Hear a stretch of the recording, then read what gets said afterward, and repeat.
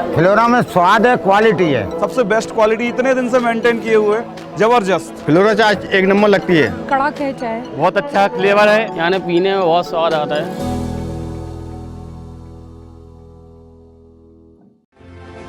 इस खबर के प्रायोजक हैं पूजा श्री डिटर्जेंट पाउडर व केक। नमस्कार, मैं हूं केशव तिवारी और अलग अंदाज में रहती हैं खबरें हमारी। आज शिक्षक दिवस है।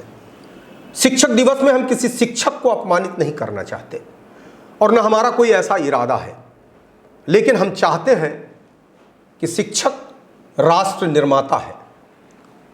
शिक्षक को अपग्रेड होना चाहिए। शिक्षक की जानकारी, शिक्षक का ज्ञान, शिक्षक की गुणवत्ता अपने आप में इतनी परिपूर्ण होनी चाहिए कि उसके ऊपर कोई सवाल न उठा सके। प्रायः शिक्षक दिवस पर शिक्षक सम्मानित होते हैं, लेकिन हमारा इस पूरी व्यवस्था पर एक सवाल है कि किसी भी चाणक्य को सम्मानित होने का हक तब है जब वो चाणक्य चंद्रगुप्त पैदा कर दे, वरना किसी भी चाणक्य को सम्मानित होने का कोई हक नहीं है। विशाल खबर ने शिक्षा जगत को लेकर एक मुहिम शुरू की, जिसमें शिक्षा के कलंक के रूप में हमने 5 एपिसोड आपको दिखाए, जिसमें शिक्षा क्षेत्र के कुछ महत्वपूर्ण विद्यालयों के प्राचार्य के सामान्य ज्ञान का स्तर हमने चेक किया, जिसमें किसी भी विद्यालय के प्राचार्य ने यह नहीं बताया कि उसके स्कूल में होने वाली प्रार्थना के रचयिता कौन है। इसके अलावा शिक्षा क्षेत्र में यदि कोई व्यक्ति किसी स्कूल का प्राचार्य है तो कम से कम उसे देश के शिक्षा मंत्री का नाम तो मालूम होना चाहिए। लेकिन बड़े अफसोस के साथ कहना पड़ रहा है कि सतना शहर के अंदर संचालित तमाम शासकीय और अशासकीय स्कूल के प्राचार्यों को देश के शिक्षा मंत्री का नाम नहीं मालूम। इतना ही नहीं, स्कूल में होने वाली प्रार्थना के रचयिता का भी नाम नहीं मालूम। यदि इन प्राचार्यों में जरा भी शर्म होती, जरा भी हया होती, जरा भी जमीर होता तो इन स्कूलों के प्राचार्यों को स्वयं इस्तीफा दे देना चाहिए। यदि किसी परीक्षा में किसी विद्यार्थी से कोई प्रश्न पूछा जाए और यदि वह उत्तर न दे पाए तो निश्चित तौर पर उस विद्यार्थी को नंबर नहीं मिलेगा, निश्चित तौर पर उस विद्यार्थी का रिजल्ट प्रभावित होगा, वह विद्यार्थी फेल भी हो सकता है। लेकिन अगर शहर के नामचीन स्कूल के प्राचार्यों को उनके स्कूल में होने वाली प्रार्थना के रचयिता का नाम न मालूम हो, देश के शिक्षा मंत्री का नाम न मालूम हो, तो क्या एक जिम्मेदार स्कूल, एक नामचीन स्कूल, एक शोहरतमंद स्कूल के प्राचार्य को उस पद पर रहने का हक है? हमने अभी तक आपको 5 स्कूलों की वास्तविकता बताई, जिसमें आर्य पब्लिक स्कूल, शासकीय कन्या high school Sindhi camp, Saraswati उच्चतर माध्यमिक विद्यालय कृष्णनगर, उत्कृष्ट विद्यालय वेंकट क्रमांक 1 तथा जैन दिगंबर स्कूल के प्राचार्य की वास्तविकता हम आपके सामने रख चुके हैं। बहुत सारे लोगों ने हमें इस अभियान की बधाई भी दी और बहुत सारे लोगों ने हमारा विरोध भी किया, हमें गालियां भी दी इस अभियान के लिए। जिसने हमारा समर्थन किया उनका साधुवाद, लेकिन जिन लोगों ने हमें गालियां बकी, हम उन लोगों के संस्कार का स्तर तो जान गए। जिन लोगों ने गालियां बकी, निश्चित तौर पर उनके घर परिवार में किस तरीके के संस्कार दिए गए हैं इसका अंदाज़ा भी हमने लगा लिया। उनके स्कूल में किस तरीके की शिक्षा दी गई इसका भी अंदाज़ा हमने लगा लिया। लेकिन हमारा व्यक्तिगत मानना है कि विरोध उस व्यक्ति का होता है जिनका वजूद होता है। मुर्दों का कोई विरोध नहीं किया करते। अगर इस तरीके की सच्चाई दिखाने के कारण मुझे गालियां मिलती हैं, इस तरीके की लाखों गालियां हम सहने के लिए तैयार हैं, लेकिन हमें सच्चाई दिखाने से कोई रोक नहीं सकता। आज हम आपको एक ऐसे स्कूल की वास्तविकता दिखाने जा रहे हैं जिसका प्रदेश में बहुत नाम है, जिसकी परिकल्पना प्रदेश के मुख्यमंत्री शिवराज सिंह ने बड़े धूमधाम के साथ रची थी। लेकिन उन्हें यह जानकर बड़ा दुख होगा कि जिस स्कूल की परिकल्पना उनने रची थी, उनने की थी, उस स्कूल के प्राचार्य को उसके स्कूल में होने वाली प्रार्थना के रचयिता का नाम नहीं मालूम। सीएम राइज स्कूल सतना शहर के प्राचार्य को देश के शिक्षा मंत्री का नाम भी नहीं मालूम। पता चला है कि सीएम राइज स्कूल के प्राचार्य एवं वहां पढ़ने वाले शिक्षकों का विशिष्ट तरीके से चयन किया गया। इस स्कूल के प्राचार्य एवं शिक्षक काफी अव्वल दर्जे के और योग्य हैं। निश्चित तौर पर इस स्कूल के प्राचार्य और शिक्षक कागजों में वाकई बहुत योग्य होंगे, अव्वल दर्जे के होंगे, लेकिन इनकी अव्वलता का, इनकी योग्यता का, इनकी क्षमता का, इनकी श्रेष्ठता का, इनके सामान्य ज्ञान का, इनके उत्तम ज्ञान का विशाल खबर ने अपनी कसौटी पर मूल्यांकन किया तो यह सिर्फ ढोलक निकले, जो बाहर से बजते तो बहुत हैं लेकिन अंदर से खोखले हैं। पूरे प्रदेश के अंदर सीएम राइज स्कूल का जिस तरीके से ढिंढोरा पीटा गया और बताया गया कि इससे बेहतर और इससे उत्कृष्ट कोई विद्यालय हो ही नहीं सकता, लेकिन जिस विद्यालय के बारे में नगाड़ा पीट पीट कर बताया गया कि ये मध्य प्रदेश के सर्वश्रेष्ठ विद्यालय है, यहाँ विद्यार्थी का सर्वांगीण विकास किया जाएगा, लेकिन जिस व्यक्ति के कंधों पर सर्वांगीण विकास करने की जिम्मेदारी सौंपी गई है, अगर उस व्यक्ति के कंधे ही कमजोर हों तो कैसे उम्मीद की जा सकती है कि विद्यार्थियों का सर्वांगीण विकास इस सीएम राइज स्कूल से हो जाएगा। विशाल खबर ने सतना शहर के अंदर संचालित सीएम राइज स्कूल के प्राचार्य अश्विनी पाठक से बातचीत की।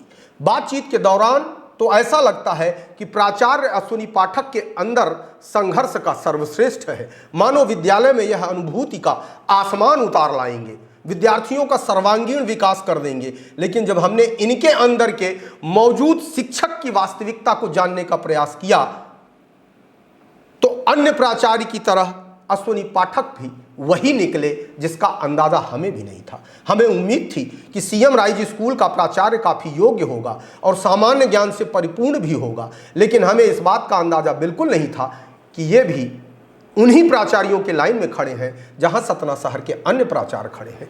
शिक्षा के कलंक की दास्तान को हम और लंबा भी करेंगे। हम अभी आपको कन्याधावारी, वेंकट्टू, सीएमए, कांता टोला, गार्जियन गाइड जैसे नामचीन स्कूलों की भी वास्तविकता बताएंगे, लेकिन अभी जानिए सीएम राइज स्कूल की वास्तविकता।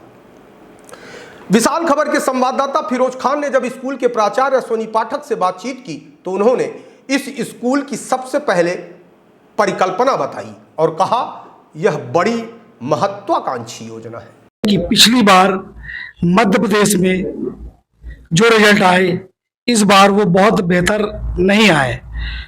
हम सर से जानेंगे कि इस सत्र में स्कूल की शुरुआत हो चुकी है और इस सत्र में सर क्या प्लान कर रहे हैं कि इस बार बोर्ड परीक्षा में बच्चों के रिजल्ट बहुत अच्छे आए, इसको लेकर हम सर से चर्चा करेंगे। सर आपका नाम क्या है? मेरा नाम अश्विनी कुमार पाठक है।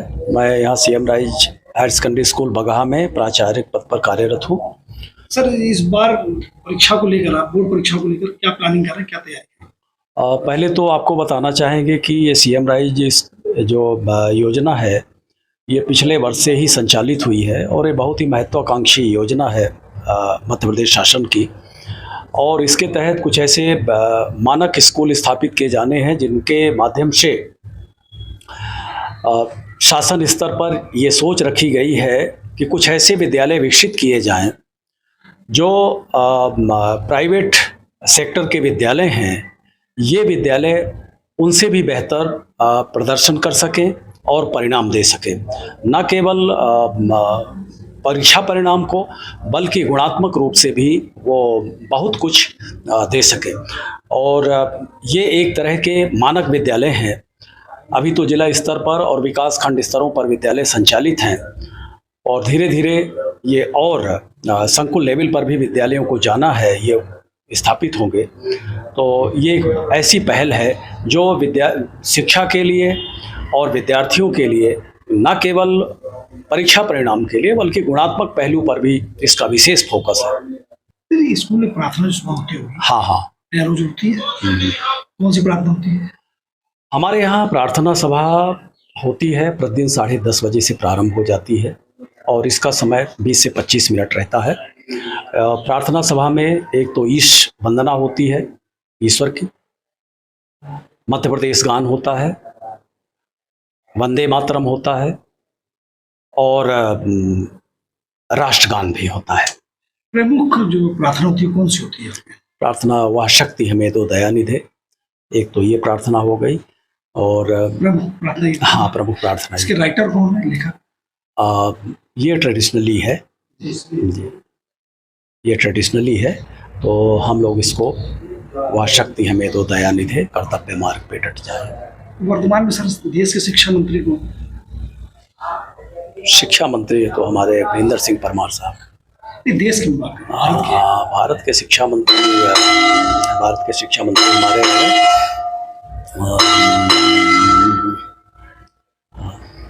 भारत के शिक्षा मंत्री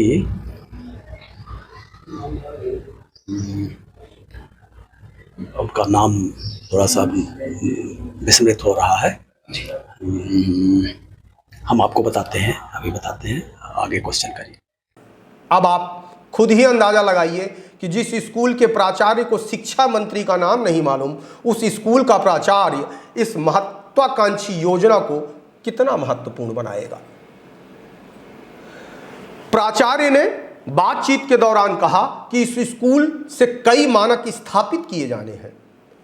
जिस स्कूल के प्राचार्य को मानक स्थापित करने का दायित्व सौंपा गया हो और उस स्कूल के प्राचार्य को उसके ही स्कूल में होने वाली प्रार्थना के रचयिता का नाम नहीं मालूम, उस स्कूल का प्राचार्य क्या मानक स्थापित करेगा? यह अपने आप में एक बड़ा सवाल है। बातचीत के दौरान अश्विनी पाठक कहते हैं कि इस स्कूल की स्थापना इसलिए की गई है कि प्राइवेट सेक्टर के विद्यालयों से यह विद्यालय बेहतर परिणाम दे सके। जिस स्कूल के प्राचार्य के ज्ञान का स्तर इतना सतही हो, उस स्कूल के प्राचार्य से बेहतर परिणाम की उम्मीद करना बेईमानी है। बातचीत के दौरान अश्विनी पाठक जोर देकर कहते हैं कि हमने गोल सेटिंग के आधार पर माइक्रो प्लानिंग की है।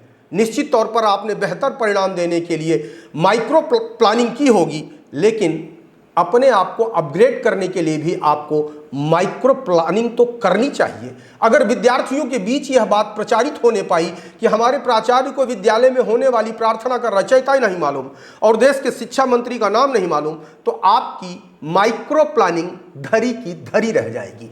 जब प्राचार्य महोदय से स्कूल में होने वाली प्रार्थना के बारे में पूछा गया तो उन्होंने यह तो बताया कि हमारे स्कूल में वह शक्ति हमें दो दया निधे प्रार्थना होती है, लेकिन जब इसके रचयिता का नाम पूछा गया तो उनका जवाब था कि यह तो ट्रेडिशनल है। सीएम राइज स्कूल के प्राचार्य से हम इस तरीके के जवाब की उम्मीद नहीं करते थे।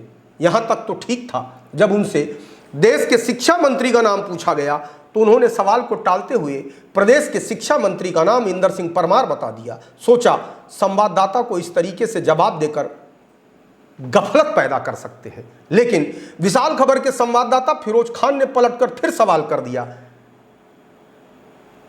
कि हमें देश के शिक्षा मंत्री का नाम बताइए, प्रदेश के नहीं। बड़ी देर तक तो दिमाग पर प्राचार्य महोदय जोर लगाते रहे, लेकिन लास्ट में उन्हें कहना पड़ा कि विस्मृत हो रहा हूं, कुछ देर से आपको शिक्षा मंत्री का नाम बताता हूं।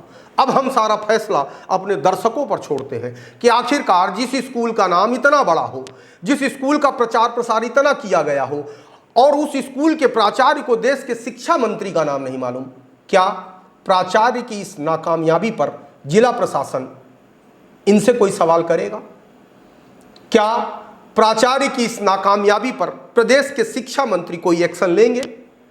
क्या प्रदेश के मुख्यमंत्री, जिनके नाम पर इस तरीके का स्कूल संचालित है, प्राचार्य की इस नाकामयाबी पर कोई प्रतिक्रिया देंगे?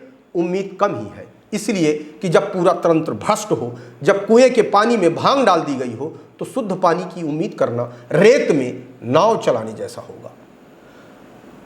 आप हमारी खबरें देखने के लिए www.visalkhabar.com, YouTube, Twitter, Instagram, Facebook पर भी लॉगिन कर सकते हैं। आपको हमारी खबरें कैसी लगती हैं कमेंट बॉक्स में आके कमेंट कर सकते हैं, लाइक कर सकते हैं, शेयर कर सकते हैं। आप हमारी खबरों को कहां से देख रहे हैं और अपना नाम भी बताना ना भूलें। यदि आपको हमारी खबरें अच्छी लगती हैं तो विशाल खबर चैनल को सब्सक्राइब करना ना भूलें।